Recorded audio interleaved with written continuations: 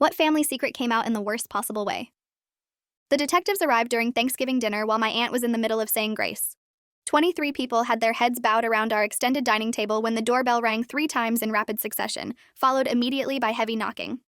My father Warren looked up with an annoyed expression, clearly irritated by the interruption to our family tradition. My mother Carolyn gripped her wineglass tighter, her knuckles going white in a way that seemed strange at the time but makes perfect sense now. My younger brother Daniel started to stand up to answer the door, but my father held up his hand to stop him, then slowly pushed back his chair. The knocking came again, more insistent this time, and someone outside called out that they needed to speak with Warren Fletcher immediately. My grandmother stopped mid-prayer, confusion crossing her wrinkled face. Several cousins exchanged glances. Aunt Rebecca whispered something to Uncle Thomas. The atmosphere in our dining room shifted from warm holiday comfort to something tense and uncertain in the span of maybe 10 seconds. My father walked to the front door with his shoulders squared like he was preparing for confrontation. The rest of us sat frozen at the table, unable to continue the prayer or start eating, just waiting to hear what could possibly be so urgent that someone would interrupt Thanksgiving dinner. Through the archway that separated our dining room from the foyer, I could see my father open the door partway, blocking the entrance with his body. I heard a man's voice say they were detectives with the county sheriff's office and they had a warrant for Warren Fletcher's arrest. My father said there must be some mistake. The detective said there was no mistake and asked him to step outside.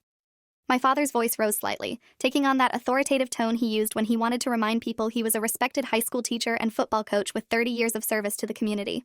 He said whatever this was about could be handled with a phone call to his lawyer, not by showing up at his home during a family holiday. The detective's response was calm, but firm. Mr. Fletcher, we have a warrant for your arrest on multiple counts of sexual assault of a minor and abuse of a position of authority. You can come with us voluntarily, or we can take you in handcuffs in front of your family. Your choice. The words carried clearly into the dining room despite the detective's professional tone. My grandmother gasped. Someone's fork clattered against a plate. My mother stood up so abruptly her chair scraped loudly against the hardwood floor. She called out to my father, telling him not to say anything, that she was calling Richard Donovan immediately. Richard was our family's lawyer, the man who handled my parents' real estate transactions and estate planning.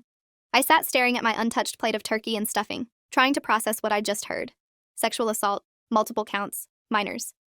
Those words seemed to belong to news stories about strangers, not to my father who coached varsity football and taught American history, who volunteered for community fundraisers and served on the school board. My father came back into view being escorted by 2 detectives, one on each side. They weren't restraining him exactly, but their hands hovered near his elbows, ready to grab him if he tried to run or resist. My father's face had gone pale except for 2 spots of red high on his cheeks. He looked around the dining room at all of us, his extended family gathered for what was supposed to be a celebration, and his expression was something I'd never seen before. Not shame exactly. More like someone caught in a trap who hadn't quite realized the trap was closing until the metal teeth snapped shut. My mother rushed toward them, still holding her phone, saying Richard was on his way and my father shouldn't answer any questions without him present. The detectives acknowledged this calmly, explained they would be taking Warren to the county jail for booking and processing, that Richard could meet them there. One of the detectives turned to address the room at large, apologizing for the disruption, and explaining they'd tried to handle this more discreetly earlier in the day. But Mr. Fletcher had not been home. The silence after they left was absolutely crushing. 23 people sitting around a dining table loaded with holiday food, staring at each other or at their plates, nobody knowing what to say or do. My grandmother started crying quietly, her thin shoulders shaking.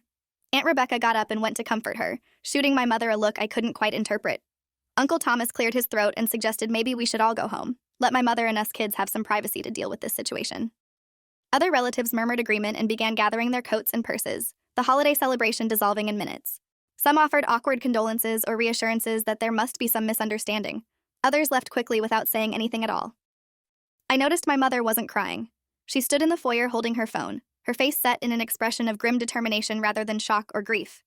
When the last relatives had filed out and it was just my mother, Daniel, and me, she turned to face us both. "Listen to me very carefully," my mother said, her voice steady and cold. "This is a serious situation, but it's going to be handled appropriately through legal channels. Your father has done nothing wrong.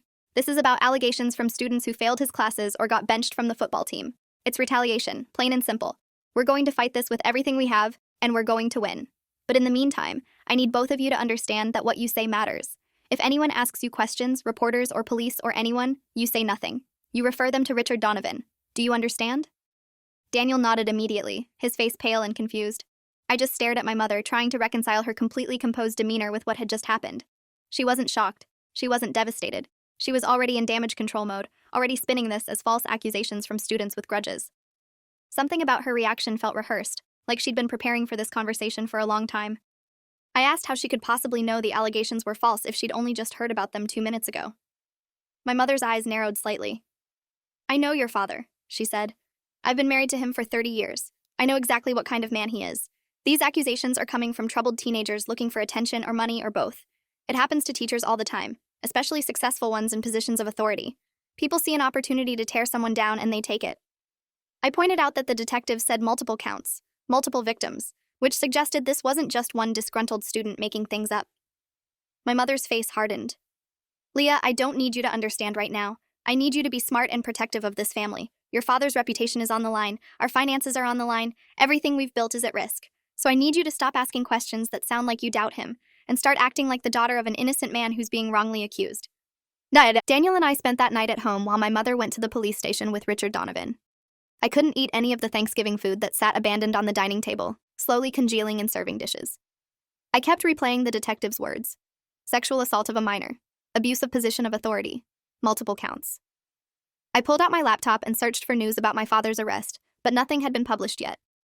I searched for information about false accusations against teachers and found plenty of articles, but also found statistics showing that false accusations were relatively rare compared to the number of actual abuse cases that went unreported. I was a junior in college studying psychology. I'd taken courses on trauma, on power dynamics, on how institutions failed victims. But this was my father. The man who'd taught me to ride a bike, who'd attended every school play and soccer game, who'd helped me move into my dorm and cried when he hugged me goodbye. My mother came home around midnight with my father. He'd been released on bail, which Richard had arranged through some judicial contact who agreed to handle it despite the holiday. My father looked exhausted and shaken, his coaching jacket rumpled, his usually meticulous hair messy. He went straight upstairs without speaking to Daniel or me. My mother followed him, pausing only to tell us to get some rest because tomorrow was going to be difficult. I heard their bedroom door close and then the sound of running water from their bathroom. I sat on the couch in our dark living room, unable to process what was happening. Part of me wanted desperately to believe my mother's explanation that this was all some terrible misunderstanding, that angry students had fabricated lies to hurt my father. But another part of me, the part that had been trained to think critically and look at evidence objectively, kept circling back to the specificity of the charges and the fact that detectives don't arrest respected community members on Thanksgiving Day unless they have substantial evidence. The news broke the next morning. The local paper's website published a brief article stating that Warren Fletcher, a longtime teacher and football coach at Lincoln High School, had been arrested on multiple counts of sexual assault and abuse of authority. The article didn't name victims due to their status as minors, but stated that the charges stemmed from incidents alleged to have occurred over a period spanning more than a decade. The article included a statement from the school district saying they took all allegations seriously and were cooperating fully with law enforcement. They'd placed my father on administrative leave pending the outcome of the investigation.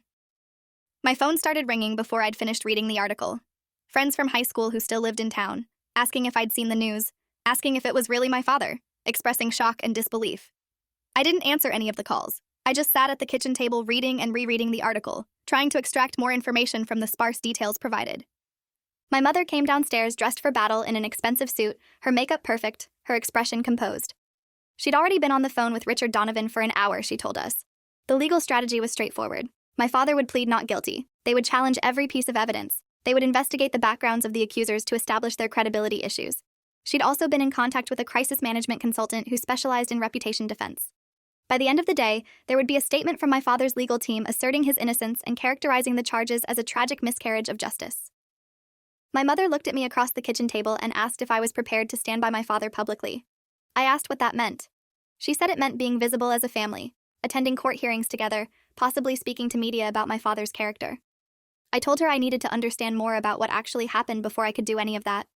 My mother's expression turned cold. "What you need to understand is that you're either with this family or you're against us. There's no neutral position here. If you can't support your father publicly, then you're essentially saying you believe he's guilty. Is that what you want to do? Destroy your own father based on unsubstantiated allegations from teenagers you've never met?" I said I wasn't trying to destroy anyone. I just needed time to process this information and understand what evidence existed. My mother stood up, her chair scraping harshly. "The evidence is that your father is a good man who dedicated his life to teaching and coaching young people. That's the only evidence that should matter to you. If you can't see that, then maybe you should go back to campus early instead of staying here and making things harder for everyone." Daniel looked between us with wide, frightened eyes. This was the first real conflict he'd witnessed between my mother and me, and he clearly didn't know how to react. I left that afternoon and drove back to my college apartment 3 hours away. I told my mother I had papers to work on. which was technically true but mostly just an excuse to escape the suffocating atmosphere at home. The drive gave me time to think without my mother's constant pressure to demonstrate loyalty. I kept trying to remember if there had been any signs, any moments from my childhood that should have raised red flags about my father's behavior. He'd always been strict and demanding, especially with athletes on his teams. He'd had favorites among his students, kids he mentored closely and spent extra time coaching. Some of those kids had come to our house for dinner or family barbecues. Had any of them seemed uncomfortable? Had there been any inappropriate dynamics I'd missed because I was too young to recognize them? I couldn't identify anything specific, but then again, I'd been a child viewing everything through the lens of normalcy. If abuse happened, I wouldn't have had the framework to understand what I was seeing. The preliminary hearing happened 2 weeks later. I didn't attend, despite my mother's angry phone calls demanding I come home and sit in the courtroom to show family solidarity. My brother Daniel went, obedient and terrified, sitting in the front row behind my father's legal team. My mother posted photos on social media of her and Daniel at the courthouse with captions about standing by innocent loved ones during trials by fire. The hearing resulted in my father being formally charged and bound over for trial. The prosecution presented enough evidence to convince the judge there was probable cause, though the details weren't made public yet. What was made public, through leaks to various news outlets, were the names and ages of 3 victims: Madison Young, age 17, Caitlin Brooks, age 16, Olivia Wright, who was now 19 but had been 15 when the alleged abuse began. I looked them up on social media, something I immediately regretted but couldn't stop myself from doing. Madison Young had been a student in my father's AP American History class and a member of the junior varsity volleyball team he'd assisted with coaching. Her social media was full of normal teenage content, photos with friends, complaints about homework, pictures from school dances, nothing that screamed troubled teenager looking for attention like my mother insisted. Caitlin Brooks had been a varsity soccer player who my father mentored after her parents divorced. She'd posted something cryptic on her account 2 years ago about feeling trapped and not being able to tell anyone the truth, which I read with a sick feeling in my stomach. Olivia Wright had graduated from Lincoln High School the previous year. She'd been one of my father's favorite students, someone he talked about frequently at home, praising her intelligence and potential. She'd written an essay about him for a class assignment once, calling him an inspiring mentor who believed in her when nobody else did. Reading that essay now, knowing what she'd later accused him of, made me feel physically ill. I called the prosecutor's office on impulse one afternoon, not really expecting anyone to speak with me. I identified myself as Warren Fletcher's daughter and said I wanted to understand the charges against my father. The receptionist transferred me to a victim advocate named Vanessa Cruz, who spoke to me carefully, explaining she couldn't discuss details of the case, but could provide general information about the process. I asked her if the victims were credible. Vanessa paused before saying that prosecutors didn't move forward with charges like these unless they believed they could prove the case beyond a reasonable doubt. She said sexual assault cases involving minors and authority figures were particularly difficult to prosecute because of the power dynamics involved, the shame victims felt, the delay in reporting. The fact that this case was moving forward suggested substantial evidence. I asked what kind of evidence. Vanessa said she couldn't be specific, but generally such cases involved witness testimony, corroborating statements, electronic communications, and sometimes forensic evidence. That conversation shifted something fundamental in my thinking. I started approaching this like an investigation rather than a family crisis. I went home during winter break and searched my father's study while he was out meeting with his lawyers. I didn't know what I was looking for exactly, just some indication of truth one way or another. My father kept meticulous records, filing cabinets full of lesson plans and grade books and coaching notes going back decades. I found rosters of every team he'd coached, every class he'd taught.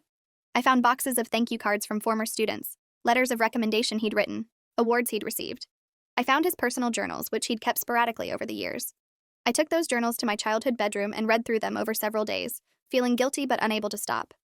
Most entries were mundane observations about teaching frustrations or coaching strategies, but scattered throughout were entries about specific students that made my skin crawl. He wrote about Madison's potential, how she was mature beyond her years, how she looked at him with admiration that was intoxicating. He wrote about Caitlin's vulnerability after her parents' divorce, how she needed guidance and support that only he could provide. He wrote about Olivia's trust in him, how she'd opened up about her home life and looked to him as a father figure. The entries never explicitly admitted to abuse, but the obsessive focus on these particular girls, the possessive language, the detailed descriptions of their emotional states felt predatory and wrong. I confronted my mother with the journals 2 days before I was supposed to return to campus. I laid them open on the kitchen table, showing her the entries I'd marked with sticky notes. I told her these didn't read like entries from an innocent teacher wrongly accused. They read like entries from someone who was grooming vulnerable students, rationalizing inappropriate relationships, documenting his obsessions. My mother looked at the journals with an expression of fury, but not surprise. She slammed one of them closed and said I had no right to go through my father's private writings, that I'd violated his trust and his privacy. I said he'd violated the trust of his students and possibly their bodies. My mother's hand connected with my face before I'd fully processed that she was going to hit me. The slap wasn't particularly hard, but the shock of it, the fact that my mother had never struck me in my entire life, made me stagger backward. She pointed at me with a shaking finger and said I was just like everyone else, ready to believe the worst, ready to destroy a good man based on words taken out of context. "You think I don't know what those journals say?" my mother hissed. "You think I haven't seen them before? Your father is a passionate teacher who cares deeply about his students. Yes, he forms strong mentoring relationships. Yes, he invests emotionally in helping troubled kids. That doesn't make him a predator. That makes him someone who actually gives a damn in a profession where most teachers just collect a paycheck." I stared at her in disbelief, my cheeks stinging. She knew. She'd read these journals before, probably years ago, and she'd chosen to interpret them as evidence of passionate mentorship, rather than dangerous obsession. I asked her directly if she'd known about the relationships with the girls. Not suspected, but known. My mother's face went carefully blank. She said there had been a complaint from a parent once, years ago, that a student had developed an inappropriate attachment to my father. The school had investigated and found no evidence of wrongdoing. My father had been counseled to maintain better boundaries, which he'd done. That was the end of it. I asked when this complaint had happened. My mother hesitated before admitting it was about 8 years ago, when I was in middle school. I asked who the student was. She said it didn't matter because nothing came of it. I pressed, and eventually she said the girl's name was Ashley Brennan, who'd graduated years ago and moved out of state. I asked if Ashley Brennan was one of the current accusers. My mother's silence answered the question. Ashley wasn't one of the 3 named victims in the current charges, which meant there was at least one more victim, possibly more, that weren't even part of the criminal case yet. I asked my mother how she could have known about a complaint, known enough that my father was told to maintain better boundaries, and still convince herself he was innocent. She said teachers face false accusations regularly, and maintaining boundaries was just standard professional practice, not an admission of guilt. Besides, she said, our family's financial security depended on my father's career. We had a mortgage, college tuition for 2 kids, retirement savings to build. Destroying his career over unproven allegations would have destroyed our entire lives. And that's when I understood the real reason for my mother's fierce defense of my father.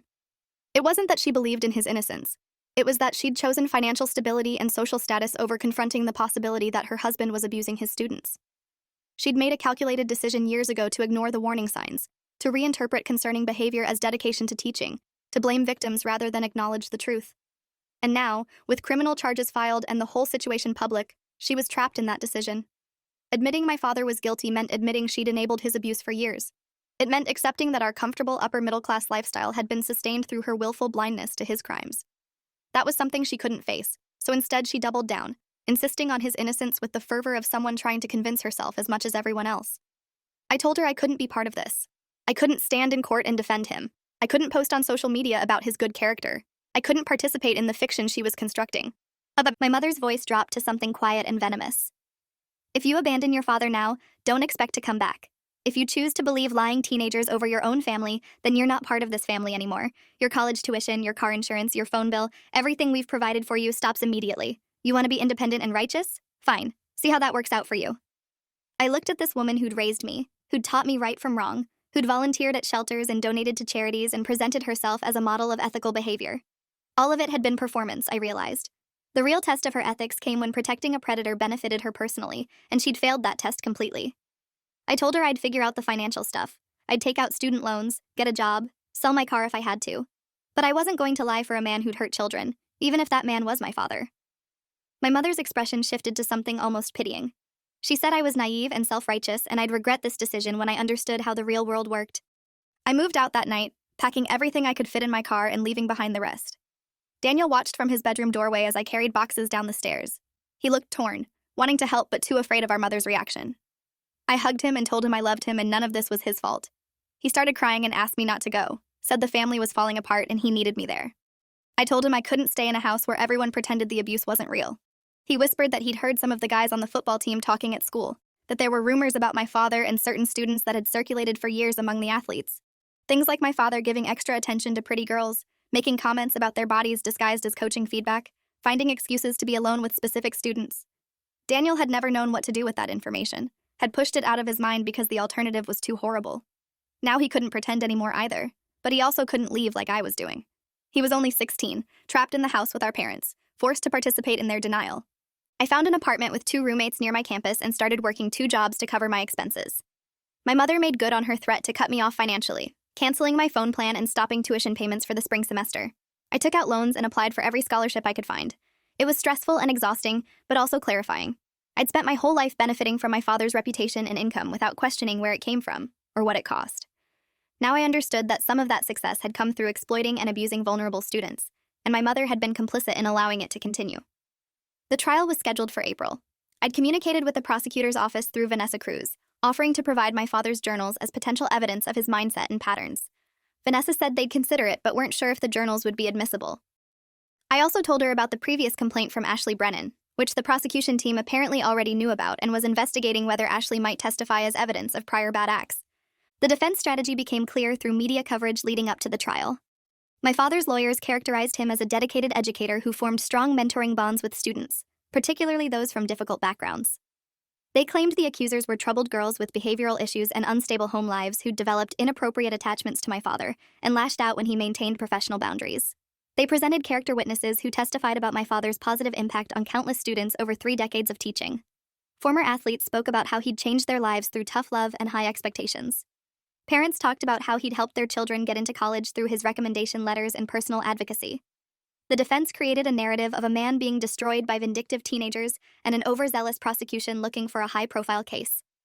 My mother sat in the front row every day, nodding along with the testimonies, dabbing at her eyes during emotional moments, playing the role of the loyal wife standing by her wrongly accused husband. The prosecution's case was more brutal and detailed than I'd expected. Madison Young testified first, describing how my father had started grooming her during her junior year. He'd offered extra help with her history assignments, keeping her after school in his empty classroom. The conversations had gradually shifted from academic topics to personal ones. He'd asked about her home life, her relationships, her insecurities. He'd told her she was special, mature, different from other students. He'd started touching her casually at first, a hand on her shoulder, brushing hair from her face, lingering hugs that lasted too long. When she'd tried to create distance, he'd become cold and critical, tanking her grades and benching her from volleyball. She'd felt trapped between accepting his advances or facing retaliation that would affect her academic record and athletic career. Eventually, she'd given in. He'd assaulted her multiple times in his classroom after school, in his office, once in his car in the school parking lot. He'd told her nobody would believe her if she reported him, that she'd be the one blamed for seducing a teacher. Caitlin Brooks testified next, and her story followed a sickeningly similar pattern. My father had identified her vulnerability after her parents' divorce and positioned himself as a supportive father figure. He'd driven her home from soccer practice when her mother couldn't pick her up, bought her meals when she mentioned being hungry, given her money for school expenses. The grooming phase lasted months before the abuse started, and by then Caitlin felt indebted to him, like she owed him for his kindness. The abuse happened over the course of a year, always in situations where my father had maneuvered her into being alone with him.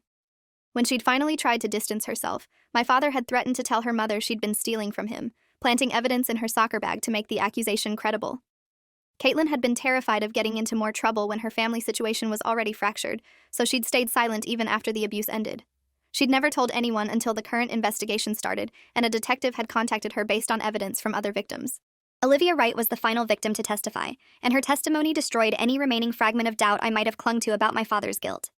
She described being in foster care during her freshman year, struggling academically and socially, feeling like she didn't belong anywhere. My father had noticed her isolation and reached out, offering to tutor her and mentor her through the challenges of high school. He'd been genuinely helpful at first, improving her grades and building her confidence. He'd invited her to family dinners at our house, including her in conversations, making her feel valued. I remembered those dinners, remembered Olivia sitting at our table looking grateful and adoring. I'd thought my father was being kind. I hadn't recognized the grooming happening in front of me. Olivia testified that the abuse had started during her sophomore year, after she'd become completely dependent on my father emotionally. It continued until she graduated. She'd written that essay praising him because he'd told her to, standing over her shoulder while she typed, dictating what to say about his mentorship. The prosecution also presented electronic evidence that the defense couldn't explain away. Text messages between my father and Madison discussing meeting times and locations with coded language. Emails to Caitlin that were superficially innocent but took on sinister meaning and context. Photos my father had saved on his personal laptop of Olivia in his classroom, in poses that weren't explicitly sexual but were clearly taken for his private viewing. The forensic examiner testified about finding deleted files and browser history showing my father had searched for information about statutes of limitations for sexual assault, ways to discredit accusers, and legal defenses for teachers accused of abuse. This search history dated back years, suggesting my father had been aware of the legal risks of his behavior and had researched how to protect himself. The prosecution argued this demonstrated consciousness of guilt, that an innocent man wrongly accused wouldn't have been researching legal defense strategies years before any charges were filed. The defense's cross-examination tried to poke holes in the victims' testimonies, highlighting inconsistencies in their timelines, questioning why they'd maintained contact with my father after the alleged abuse, suggesting they'd coordinated their stories to create a more convincing case. They brought up Madison's history of disciplinary issues at school, Caitlin's failing grades in other classes, Olivia's foster care background, implying these factors made them unreliable witnesses. The defense also argued that the electronic evidence was taken out of context, that coaches and mentors naturally developed close relationships with students, that my father's searches about legal defense were the result of the previous complaint years ago, making him paranoid about false accusations. But the sheer consistency of the three victims' accounts, the corroborating electronic evidence, and the testimony from Ashley Brennan about the earlier incident created a pattern that was impossible to dismiss as coincidence or coordination. Ashley testified under oath that she'd reported my father's inappropriate behavior to the school administration 8 years ago, that she'd been pressured to drop the complaint by school officials worried about liability and bad publicity, that she'd spent years blaming herself and questioning whether what happened had really been abuse. I attended the final day of the trial, sitting in the back of the courtroom where my mother wouldn't see me. I watched my father's face as the jury delivered their verdict. Guilty on all counts. Multiple counts of sexual assault of a minor, multiple counts of abuse of position of authority. The judge's face was grim as she thanked the jury for their service in what was clearly an emotionally difficult case. My father's expression barely changed, just a slight tightening around his eyes. My mother gasped audibly and started crying, dramatic sobs that drew attention. Daniel, sitting beside her, looked shocked and pale. My father's lawyers immediately announced their intention to appeal, arguing that the trial had been tainted by media coverage and community bias against my father. The judge scheduled a sentencing hearing for 6 weeks later and remanded my father to custody immediately. As bailiffs approached to take him into handcuffs, my father looked around the courtroom. His eyes found me in the back row. For a moment, we just stared at each other across the crowded space. Then he looked away without any sign of recognition or emotion. The sentencing hearing was brief and devastating. The judge acknowledged my father's decades of service to education, but stated that made his crimes even more reprehensible. He'd been entrusted with the care and education of vulnerable children and had systematically exploited that trust to abuse them. The three victims all provided impact statements describing how my father's abuse had affected their mental health, their ability to trust adults, their academic and professional paths. Madison talked about dropping out of college due to PTSD and depression. Caitlin described struggling with substance abuse and suicidal ideation. Olivia explained how the abuse had destroyed her ability to form healthy relationships. The judge sentenced my father to 28 years in prison, meaning he'd be in his 70s before he was eligible for parole. The defense lawyers objected vehemently, arguing the sentence was disproportionate and punitive. The judge responded that the sentence reflected the severity of the crimes, the number of victims, the duration of the abuse, and my father's clear lack of remorse. As he was led away, my father looked back at my mother one more time. She was crying silently, her face blotchy and aged. The aftermath unfolded over months. The school district faced civil lawsuits from all 4 victims, alleging the administration had failed to protect students from a known predator. Discovery in those lawsuits revealed that multiple complaints about my father's behavior had been filed over the years, and school officials had consistently minimized or buried them to avoid scandal. The superintendent resigned under pressure. 2 assistant principals were fired for their role in covering up complaints. The school board issued a public apology and settled the lawsuits for an undisclosed amount reported to be in the millions. My mother became a pariah in the community she'd once been prominent in. Former friends stopped returning her calls. She was asked to resign from the volunteer boards she'd served on. People crossed the street to avoid speaking to her. The house went into foreclosure after my father's legal bills consumed their savings, and my mother couldn't maintain the mortgage on her part-time income. She moved into a small apartment across town, refusing to acknowledge her role in enabling my father's abuse, still insisting he'd been railroaded by a corrupt system and lying victims. Daniel struggled terribly with the aftermath. He'd completed his junior year at Lincoln High School under a cloud of notoriety as the son of a convicted predator. Students whispered when he walked down hallways. Teachers treated him with cautious distance. He'd lost most of his friends whose parents didn't want them associating with anyone connected to the case. When he graduated, he moved to a different state for college, desperate to escape the shadow of my father's crimes. We talked on the phone regularly, and I could hear how damaged he'd been by having to live through the trial while still living at home, forced to hear my mother's endless rationalizations and denials. He'd started therapy, working through his complicated feelings about loving someone who'd done terrible things, about the cognitive dissonance of reconciling his memories of my father as a supportive dad with the reality of what he'd done to his students. Daniel blamed himself for not speaking up about the rumors he'd heard from other athletes, even though rationally he knew he'd been a child without power or understanding. I finished my undergraduate degree and went straight into a master's program in social work, specializing in working with abuse survivors. The experience with my father had fundamentally changed the direction of my life. I'd seen firsthand how institutional failures allowed predators to operate unchecked, how families chose denial over protection of victims, how survivors were blamed and doubted even when telling the truth. I wanted to be part of systems that actually protected vulnerable people instead of protecting powerful predators. I worked as a victim advocate while completing my graduate studies, helping survivors navigate the criminal justice system and access support services. Many of the people I worked with had stories similar to Madison, Caitlin, and Olivia, stories of being abused by authority figures they'd trusted, of not being believed when they disclosed, of watching their abusers face minimal consequences while they lived with lifelong trauma. 5 years after my father's conviction, I received a letter from him. It had been forwarded through several addresses before reaching me, since I'd moved multiple times during graduate school and my early career. The letter was several pages long, written in my father's careful handwriting. He didn't apologize for his crimes. Instead, he wrote about how prison had given him time to reflect on his teaching philosophy and his relationships with students. He claimed he'd always had pure intentions of mentoring and guiding troubled young people, but acknowledged that some of his methods had been misunderstood and mischaracterized. He said he hoped I understood he'd never meant to hurt anyone, that everything he'd done had come from a place of caring too much rather than having malicious intent.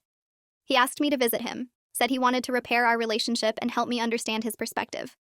He suggested that perhaps I could eventually advocate for his early release based on good behavior and his advanced age.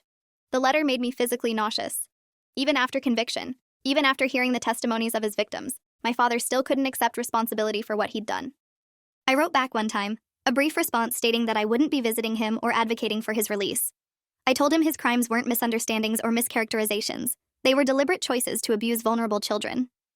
I said his refusal to take genuine responsibility demonstrated he remained a danger and deserved every year of his sentence. I wished him the self-awareness to eventually feel actual remorse. Then I blocked any future communication from the prison. I also sent copies of his letter to the prosecutor's office and the parole board, wanting them to have documentation of his continued lack of remorse in case he ever became eligible for early release. My mother called me several times after learning I'd cut off contact with my father, leaving voicemails about how cruel I was being, how I was abandoning my family, how I'd become self-righteous and judgmental. I never returned those calls. She'd made her choice to stand by a predator, and I'd made mine to stand with his victims. We had nothing left to say to each other. Madison, Caitlin, and Olivia all eventually connected with me through the survivor advocacy network I worked in. They'd heard I was Warren Fletcher's daughter working as a victim advocate, and they reached out separately to say they appreciated that I'd chosen to believe them and support survivors despite my personal connection to the case. We met for coffee occasionally, not to dwell on the trauma, but to acknowledge our strange connection and the ways the case had shaped all our lives. They were all in various stages of healing, managing their trauma through therapy and support groups, building lives that weren't defined solely by what my father had done to them. Madison had gone back to school and was studying to become a therapist. Caitlin worked in victim services at a nonprofit. Olivia had become an advocate for foster youth and spoke publicly about abuse in institutional settings. They'd transformed their pain into purpose, refusing to let my father's crimes define them permanently. Their resilience amazed me and reinforced why the work I was doing mattered. Daniel and I maintained a relationship, though it was complicated by our different ways of processing what had happened. He'd eventually cut off contact with my mother as well, unable to stomach her continued defense of my father and denial of reality. But he struggled with anger toward me sometimes, feeling that I'd abandoned him when he'd needed me most during the trial. I understood his feelings even though I couldn't have made a different choice. We worked through it slowly in joint therapy sessions, acknowledging the impossible position we'd both been in as children of a predator, forced to choose between family loyalty and moral clarity. The trauma had fractured our family irreparably, but Daniel and I were committed to maintaining our sibling relationship separate from that wreckage. We'd both lost our parents in different ways, but we didn't have to lose each other too. Sometimes that felt like the only good thing that had survived the whole nightmare. 10 years after my father's conviction, I stood in front of a room full of mandatory reporters, teachers and coaches, and youth program leaders, delivering a training about recognizing signs of abuse and the importance of reporting concerns even when the suspected abuser is respected or powerful. I told them about my father's case without identifying myself as his daughter, using it as an example of how institutions fail when they prioritize reputation over child safety. I described the pattern of grooming, the warning signs that had been ignored, the complaints that had been buried, the lives that had been destroyed because adults chose not to see what was happening in front of them. After the presentation, several participants approached me to share their own experiences of having reported concerns that were dismissed, or times they'd suspected abuse but talked themselves out of reporting because they didn't want to believe someone they respected could do such things. Those conversations reinforced how common these institutional failures were, how desperately the systems needed to change. Thanks for watching till the end. Make sure to subscribe and like to not miss the next story.